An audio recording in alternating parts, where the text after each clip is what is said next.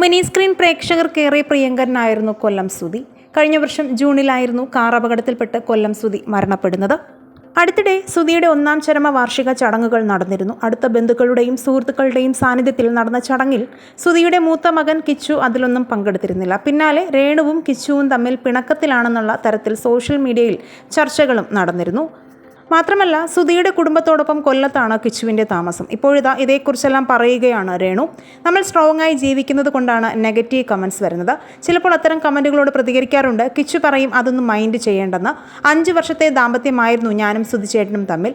പണ്ട് സുധിച്ചേട്ടൻ അനുഭവിച്ച കഷ്ടപ്പാടുകൾ ഞാൻ അറിയുന്നത് സ്റ്റാർ മേജിക്കിൽ അദ്ദേഹം പങ്കുവച്ചപ്പോൾ മാത്രമാണ്. കാരണം ഞാൻ വിഷമിക്കുമെന്നോർത്ത് ഒന്നും പറയാറില്ലായിരുന്നു. സുധിച്ചേട്ടൻ്റെ ആണ്ടിന് കുറച്ച് പേരെ മാത്രമേ വിളിച്ചിരുന്നുള്ളൂ.